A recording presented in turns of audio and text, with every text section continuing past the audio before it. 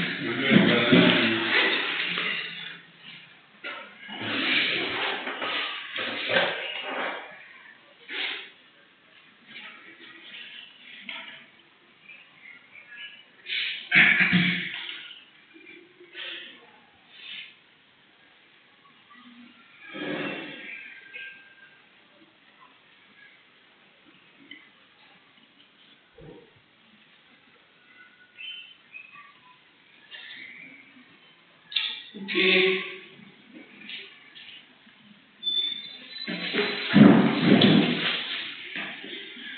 Today I'm gonna go over some issues which I think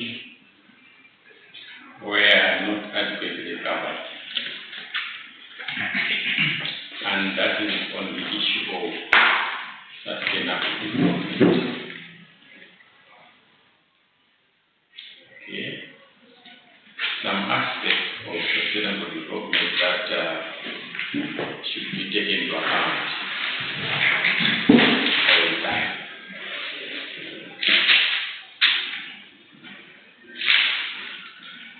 we know that sustainable development means meeting the needs of the present without compromising the ability of future generations to meet their own needs. That's what we define as sustainable. So, this is a goal. This is what we all want to achieve. So it is an approach to development as well as a goal to development. So our goal or our approach is to have sustainable development. And in the sense that we define it. We define sustainable development as a process of meeting the needs of the present without compromising the ability of future generations to meet their own needs. So it's a concept, it's a goal, and an approach to sustainable development, So now, our aim is to improve lives, improve the quality of life for all people. Okay? Now, if our aim is to improve quality of life for everybody, for all people, what are the pillars? In this goal that we have, in this approach that we have, what are the pillars? So we have about 6 issues that we need to always have in mind.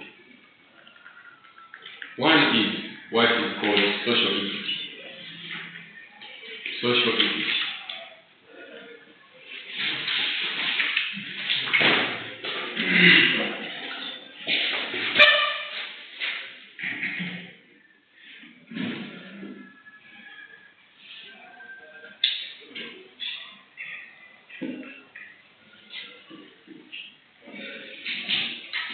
We have to think about social equity.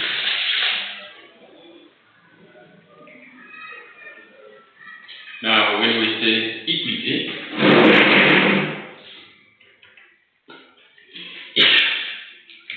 equity is not the same as equality.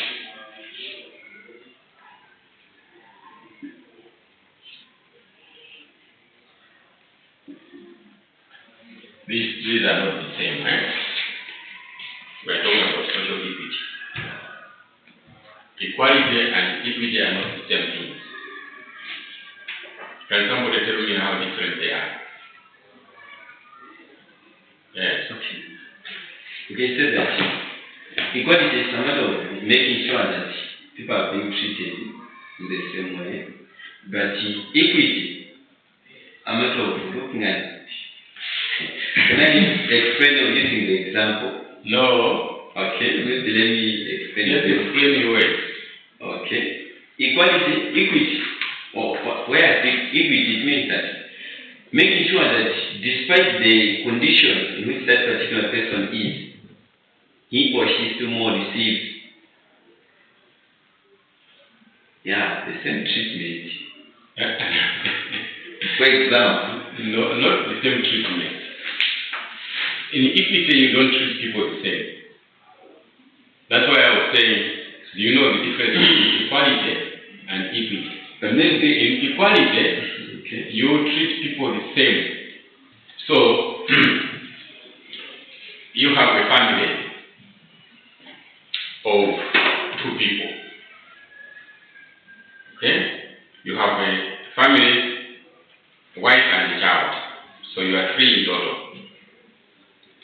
And then you have a family where you have the husband and the wife and 4 children. You, husband and wife, one child. Okay? Now, if we treat you in terms of equality, we will both give you 2 bags of maize for the whole year. Both of you. Or let's say just 1 bag to you and 1 bag to the other. And say you get the next bag after 40 days. So these are 2 families, right? But they have, one family has got more members than the other. In equality, you have to treat them equally as a family. So you give them a bag each and say next bag will be in 40 days. Okay? So one family has got only 3 people inside. Husband, wife, and 1 child. The other family has 6 people inside. Okay? Husband, wife, and 4 children. In terms of equality, you give each family 1 bag. You have treated them the same, right? Yeah. Equally the same. Family ya pili ni family ya banda osalandira bagi mozi. Equity is when you look at these people receiving same benefits. Yes, Master.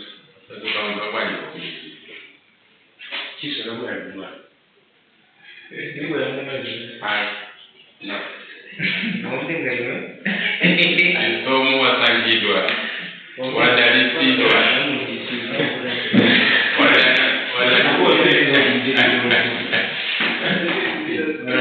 Zote mwabarama wezi boti. Mwasangana wezi kodoka waka. Okay, so this is about equity, is about both of you having enough food.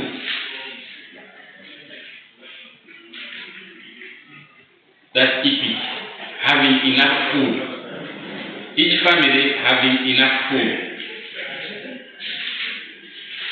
While equality is that each family is receiving the same portion, regardless of the size of that family. That's equality. Equity is about thinking about each family having enough food for 40 days. So, if you are looking at equity, it means now the family which has got three children,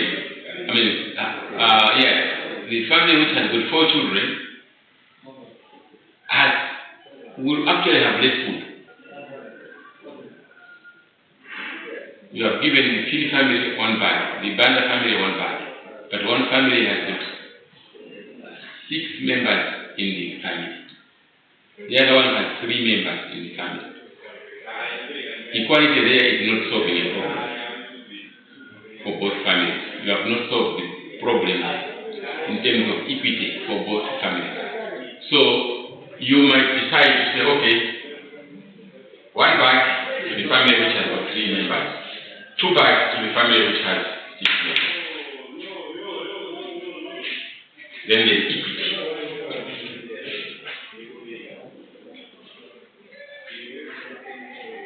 Okay? See, George? Yeah. Am I right? Yeah, see, I would have also given the same example. Yeah. You could have given the same example. Sure. What other example can you give? Okay, let me say, maybe inside the picture, then Muna take 1 food. Yeah, good.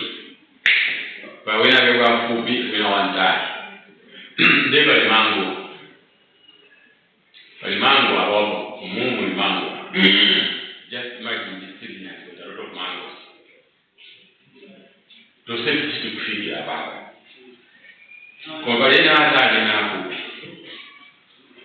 So we need to give you my soup, or you can okay? One people will just for Sasturia. One time we just for Sasturia too. Kuma Osewa Kaya Many Baja, Osewa Abutani, Chora. So, Mwapa Samasturu, Sian, Winay Pupi, Winay Dani, Yatari, Mapega, one for Pika. Nature to finish. One time doesn't need a very long, very high school. Come up to a studio or Chipera, Africa. That is what we want. Because the idea is that each one of you, Adani, is a Totore Mambo. It means you are practicing equity. If you give both people the same height of a stool, one will not reach. You have been practicing equality, fine. Fair, you have been, do we call that? No, I don't know. Which is fair? Is it equity which is fair or equality which is fair? Both, because equity it leads to equality. Okay. Equality in terms of, for example, access, military Nava. Everybody reaching amount. At least idea. But you treated them differently. You see? You treated people differently based on their circumstances so that they can also have an equal opportunity to access the service, to access something. So sustainable development, one of the issues that you need to practice or examine is the issue of social equity. Not equality, social equity.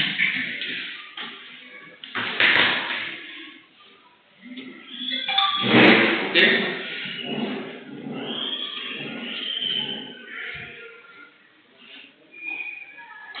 So in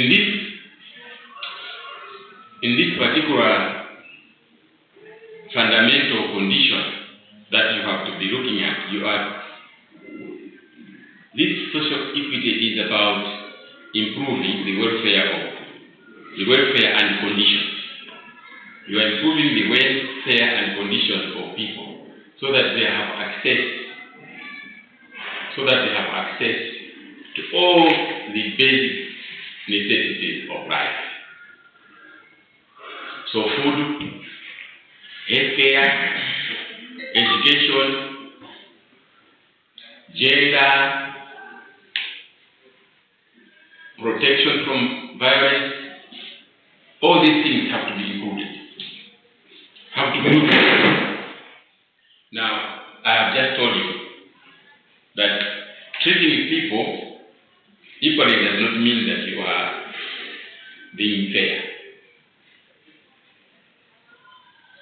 So some people might need more resources than the others just to catch up, to be on the same level with the another person.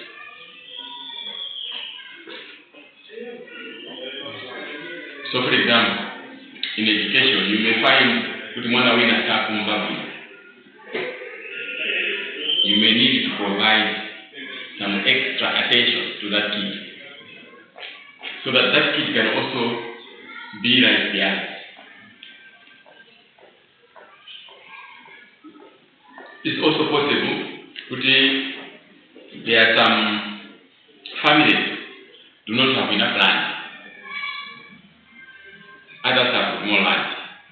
How do you make sure that both of them are food secure?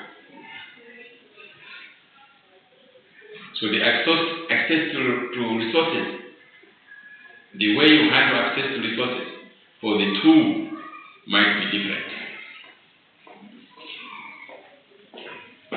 But also, for example, in terms of the family size that I talked about, one family might actually survive on 1 acre. Another family might actually need 2 acres to survive. or 1 acre, or one family can do with half an acre, another family cannot.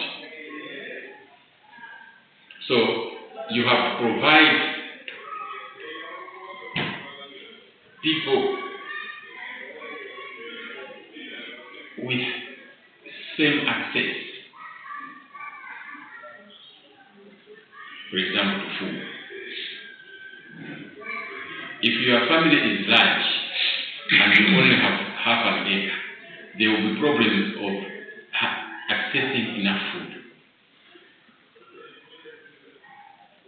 Whereas a small family accessing enough food from one half of an acre is fine. Okay? So social equity, of course, if you want to define it, is just basically improving the welfare and conditions of people so that they have access to all the basic needs of life. Okay?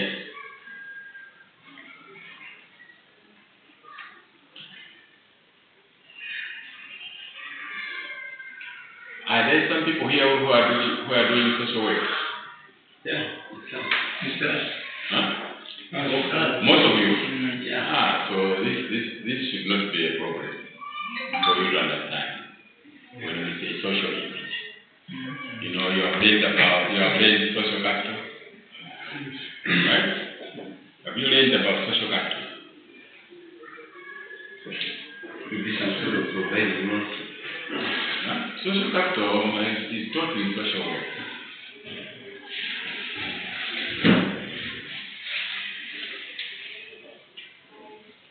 I'm sure you have bridging, linking, and all that. Social capital, how do you define social capital? Of course, definition is hard, but it's, I mean, this interaction that you have with a neighbor or within a family unit is also a form of social capital unit. Okay?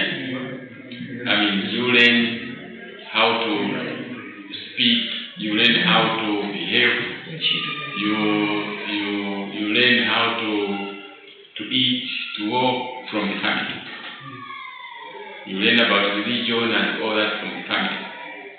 So that's your family is a social capital unit. But the community can also be a form of social capital.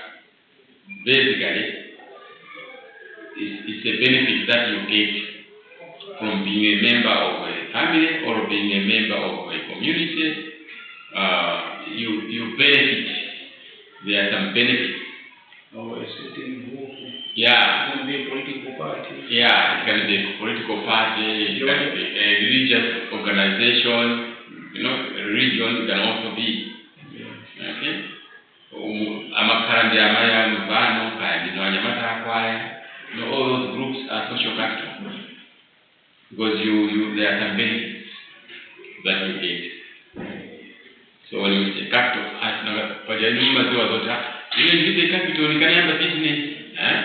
we think of right? But you can also have social capital by being a member of your family. Minimum of that society, there's benefits attached. Okay? There are benefits attached to being a member of the community, and so on. So these issues of social equity is also about, the society and the community and being a member of all those things. How do you make sure that there is some equity? Making sure that every person, be it gender equity, be it a community free of violence, is part of a good quality of life for anybody who is a member of a society or a group. So that's the issue of social. Just say social. social is, human beings are a social being. We socialize. Yeah. So you are improving access to basic necessities of life. And it can be health, it can be food, it can be education, it can be gender equality, it can be less violence, protection from violence. No? Yeah. The other aspect about sustainable development, the first one is about access to things. So have access to things to maintain your life. That's one thing. And that's the sustainability of life. Improving your well-being at the moment. Of course, when we say sustainable development, we extend that to mean that you do that without compromising future generations from doing the same. So the issue is that we want improved quality of life. Okay? So social equity is about improving your quality of life, so to speak, because it talks about access to basic needs of life. Okay? The second pillar of sustainable development is protection of the environment, environmental protection. That's the second pillar. So there are about 5-6 pillars. One is social equity. Second one is environmental protection.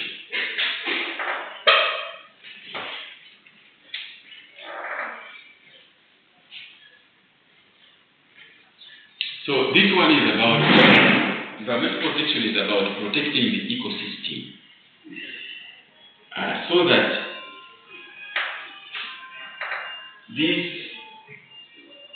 ecosystem can continue to provide us with the resources we need to survive. So the ecosystem provides us with clean air or air to breathe, or water to drink, food to eat.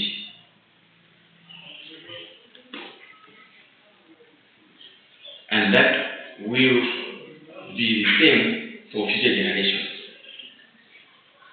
So environmental protection is about maintaining the ecosystem or ecological integrity. You are trying to maintain the ecosystem and ecological integrity so that it continues to provide us with the air we breathe, the water we drink, the food we eat, and blah, blah, blah, blah, for us and the future generations. So this is another pillar in sustainable development. One is that it gives us equal access to the resources that we need, food, water, whatever. The second thing is protect the environment, for environmental protection, to make sure that the ecosystem continues to give us those things, which we talked about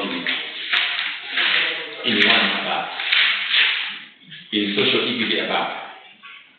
Because social equity above is talking about access to things that make our life better. Second thing is that we have to protect this ecosystem, that it continues to provide us the things we have said in item number 1 in social equity. Okay? So we are talking about fundamentals of sustainable development. What are the pillars? Equal access to things that we need, protecting this continuous provision of these things that we need, environmental protection. Okay? What is the third pillar? The third pillar is what we call economic growth.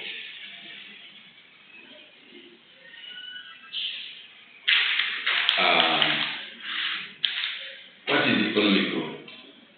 It is increasing the production of goods and services.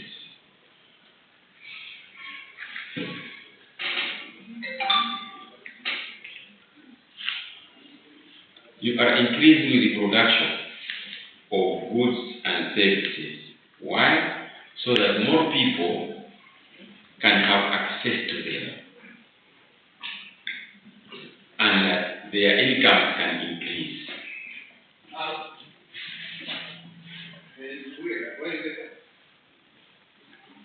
Why? Because we want an improved well-being, improving well-being of people.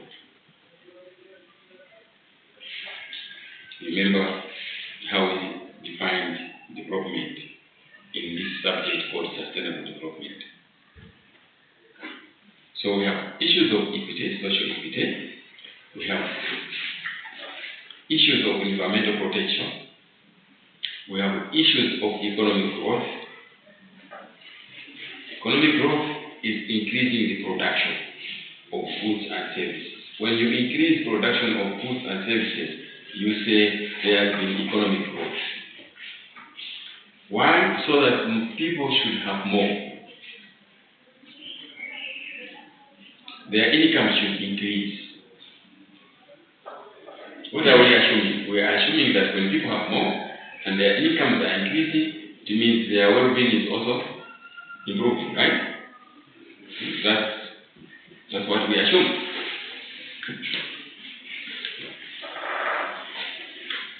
So that's pillar number 3, or foundation number 3.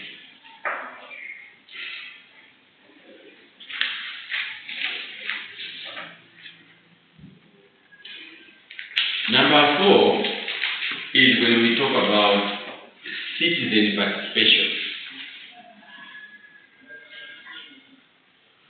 These things that we do, is it possible to do them without people's participation?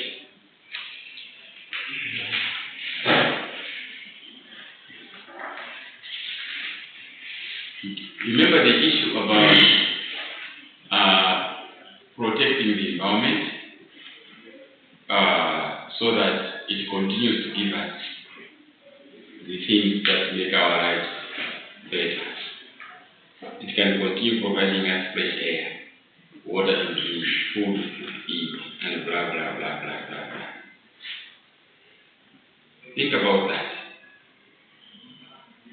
If you think about that, then it makes sense that we should have another foundation, another pillar, which should be citizen participation. So that's the 4th pillar. Citizen participation is basically strengthening the role of citizens. You need to strengthen the role of citizens.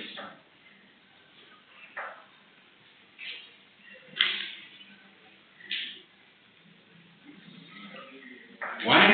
Because they need to take part in national decision making. They have to take part in national decision making. And when they make decisions in which they are involved, we assume you will have a better participation, better result. So if you decide that we are going to create community forest or community woodrows, when this decision is being made by the citizens themselves or by the participation of citizens, you expect that they will act on it.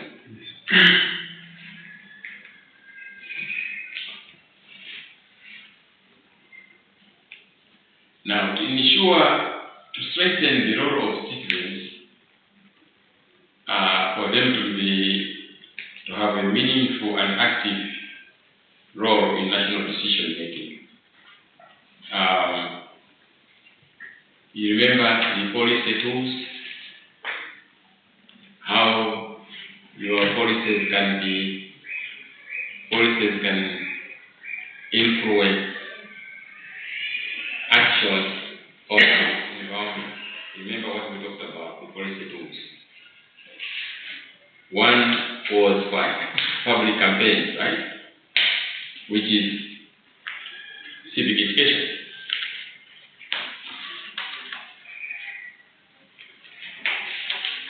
And that's how you activate or you ensure citizen participation.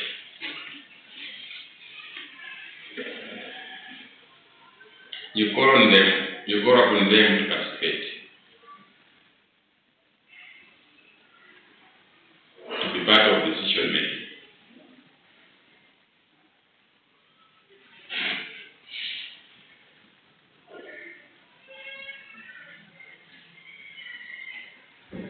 Now, in social equity, we talked about gender equality. But since gender is a big thing, is a big issue,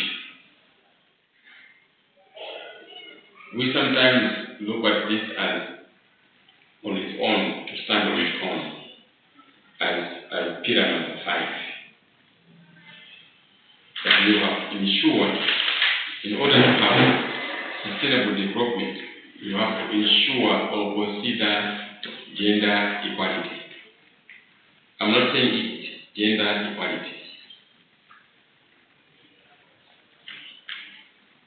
So in gender equality, within gender equality, what we are saying is that you have to promote gender equity as well. Not just because gender equality is a nice concept to think about, but you have to practice gender equity. So what do we mean by gender equity? Coming under gender equality is gender equity. So gender equality is that you want men and women to have same opportunities. That's what you mean by gender equality. But for them to have equal opportunities, it does not mean that you treat them the same, in the sense that if you provide 20,000 kwacha to a lady, also provide 20,000 to a man.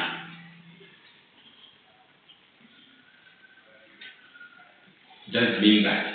We are saying women and men should be treated equally, gender equality, but you need to practice gender equity, meaning that sometimes for men and women to be on the same level, you may probably give more to the women just to make sure they reach the same level.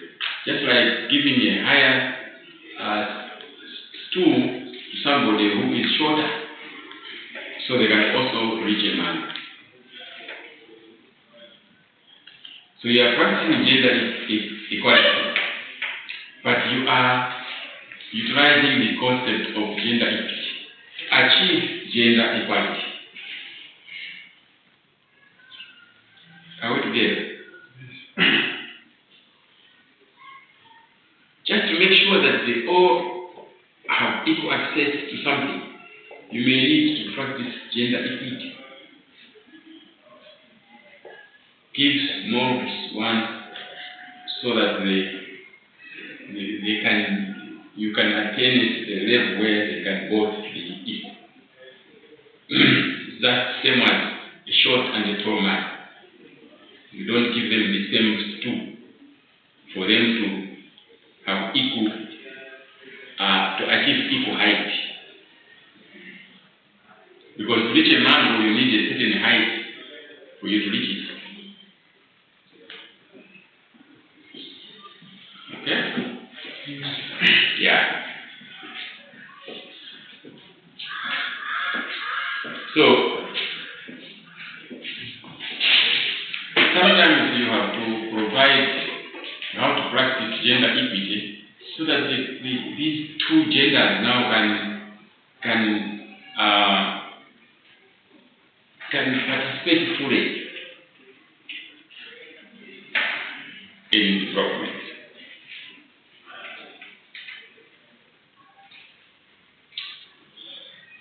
And number 6, foundation number 6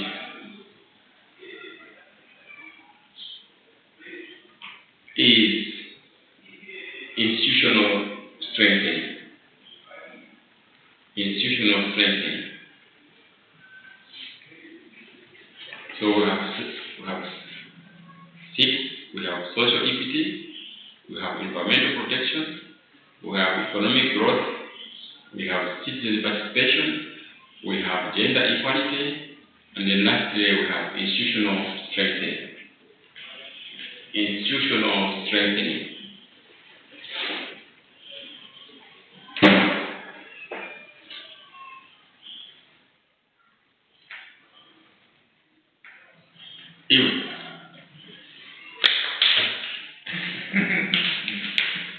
How can you be coming to the class and borrowing a pen? Sir, someone's still here. He's so. I'm not going. He's so.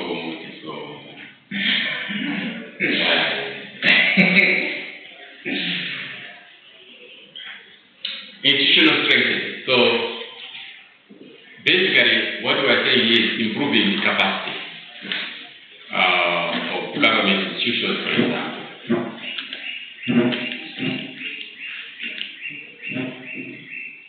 Who can now do something about issues of sustainable development. Okay? Strengthening or improving the capacity of government and the institutions to address issues of sustainable development. How do they do that?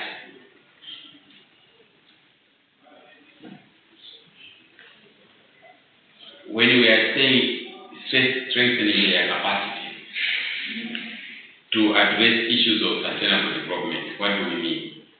We mean that when you strengthen their government capacity or agencies' capacity, they will come up with better policies. Okay? Remember what policies do to sustainable development. We have already covered the role of policy. Now, what we are saying here is that you should strengthen these government institutions, strengthen their capacity to deal with sustainable development. Meaning, they will, when you strengthen them, they will be able to devise or come up with policies that will work. They will know how to come up with policy measures to deal with sustainable development. If they don't have the capacity, they will not be able to come up with policies that will work. And we discussed what these policies can be. It can be policies to stop environmental depletion, it can be policies to prevent pollution, it can be policies whatever. Now, these governments and institutions, to be able to do that, you need to strengthen their capacity. So that's what we mean by institutional strengthening. So this can be done at the community level or government level? Yeah. Institutions can be even at community